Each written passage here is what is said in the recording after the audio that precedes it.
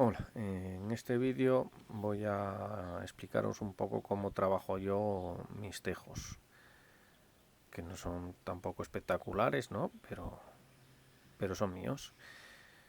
Y lo primero que hago es pinzar, coger, que viene a ser lo que se hace con cortasetos si tuvieras el tejo como árbol de jardín, ¿no? Que es coger todos los bordes y cortarlos. Esto se hace a mano en bonsai y sirve para que salgan ramas interiores como estas pequeñitas que estoy quitando. Estas pequeñitas pues han salido en malos sitios, entonces las quito. Esa es la segunda fase. Después de pinzarlo todo, vas haciéndolo un poco todo a la vez.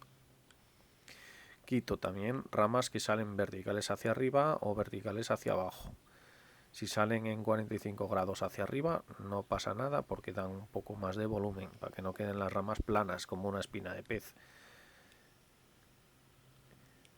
Quitar puntas y hay un short que hice el año pasado en verano también donde enseño como lo que se puede hacer todo el rato en verano es ir quitando puntas poco a poco. Cuando forma una punta nueva la vuelves a quitar para que siga brotando de atrás y mantenga un poco la forma.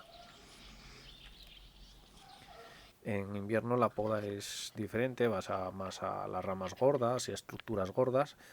Aquí es quitar brotes nuevos, brotillos, yemitas, que como ese que salió ahí, los vas limpiando para que no quiten energía, no estén ramificando de donde no quieres. Si no, tendrías que usar las tijeras. Esto no se tarda nada y vas quitando las que estorban. Esa sale un poco vertical, vertical, fuera.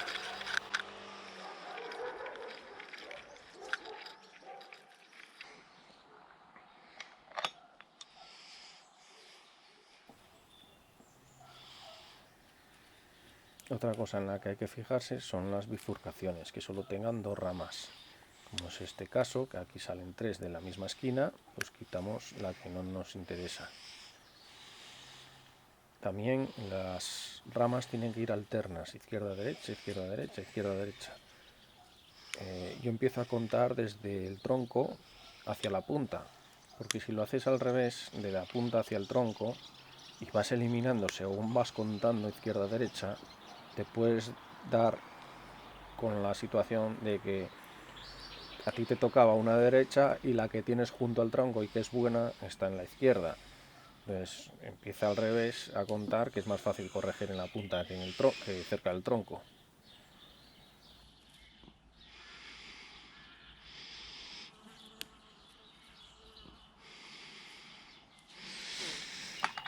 Aprovecho también para hacer sustituciones de ápice. Esa rama ya se estaba disparando muy lejos, pues aprovecho uno de los brotecillos nuevos para, para sustituir ese ápice.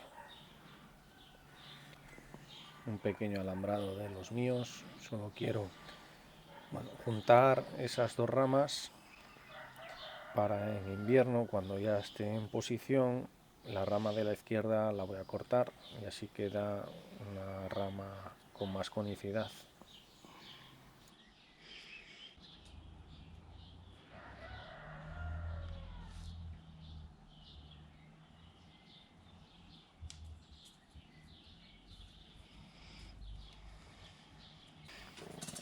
A mí me gusta más trabajar con tensores que con alambrados porque bueno, son más fáciles, se necesita menos material y tampoco es que mis árboles estén definidos para necesitar un alambrado fino.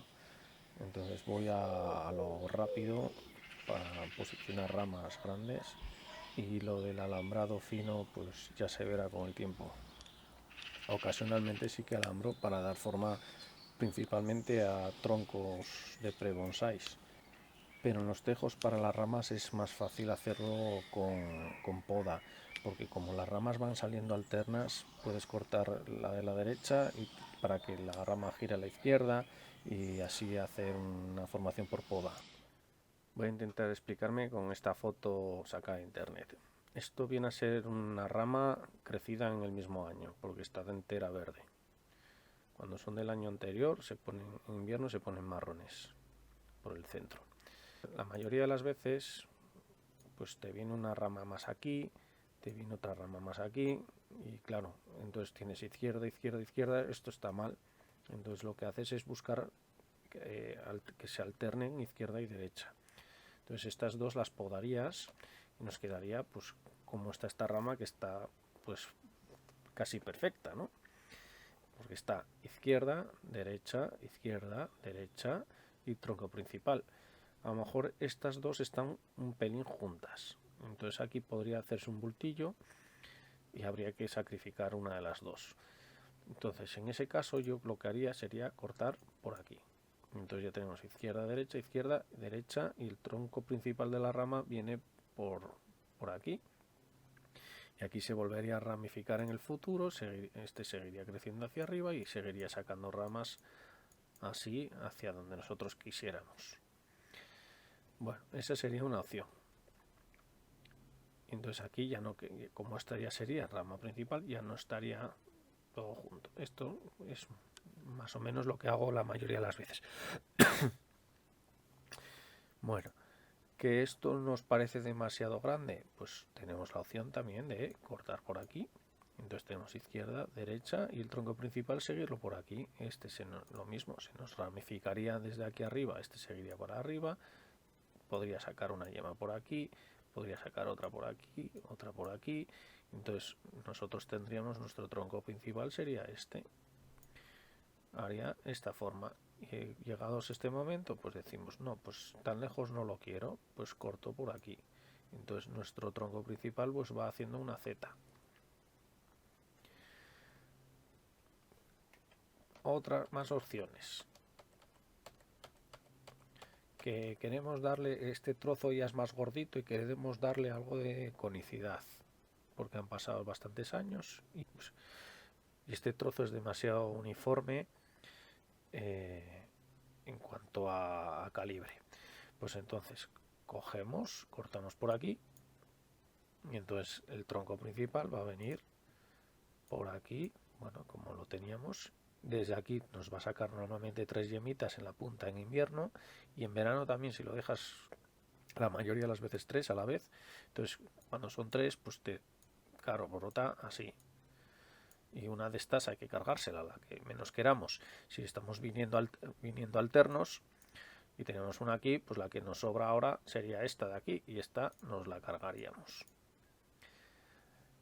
Seguimos, esto sigue creciendo y va haciendo así, y no queremos este lado porque se nos monta con el otro. Pues a lo mejor pues podemos cortar esto, lo cortamos por aquí y seguimos la rama hacia nuestro lado, hacia el lado que nosotros queremos. Y ahora se nos va demasiado para la derecha, pues cortamos por aquí y vamos teniendo opciones y la vamos llevando hacia donde nosotros queramos con la poda. Y ese es el método de poda. El tronco no queda curvilíneo como puede quedar en un arce. Aquí queda más, con este método queda más en forma de zetas. Pero bueno, es diferente y no lleva tanto trabajo, porque los tejos, a ver, engordan muy poco, muy lentamente, pero lo que es crecer en longitud, las ramas crecen bastante al año, crecen 2 o 3 tirones, pegan.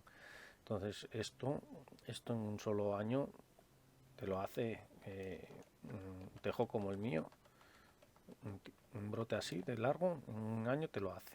Entonces te dan bastantes opciones a colocar ramas. Otra cosa que tienen los tejos es que puedes cortar por aquí tranquilamente. Esto va a ser rama, esto va a seguir siendo rama, aquí te va a hacer unas yemitas, te va a poner unas yemitas cuando toque, pasadas unas semanas te saca 2 yemitas o 3 y desde aquí vuelve a brotar. Entonces para cortar ramas se puede cortar en cualquier lado. Esto no ocurre así en las metasecuoyas ni en los cipreses calvo, porque para ellos, los cipreses calvos y metasecuoyas, toda esta zona, todo esto es una hoja. perdón, todo esto es una hoja. Entonces esa hoja en otoño se cae. Y cuando empieza a ramificar así, cuando ya empiezan a ramificar así, entonces esto ya es rama. Pero esto sería hoja y esto sería rama. Entonces eso no se puede hacer en las metasecuoyas, de cortar por aquí. Porque no, esto es una hoja, entonces no la tienen en cuenta para echar yemas por aquí y por aquí. Te echarían desde aquí. Son un poco diferentes, pero son iguales en realidad. Espero que este vídeo os ayude, sobre todo a quitaros el miedo de tratar con los tejos. No hay ningún peligro con ellos. Son súper agradecidos, súper fáciles. El único inconveniente que tienen es que no engordan. Les cuesta muchísimo engordar, muchísimos años. Pero por lo demás son fantásticos. También tener en cuenta que estos métodos son, digamos, de iniciación. Para un refinado, pues ya están las explicaciones de los profesionales.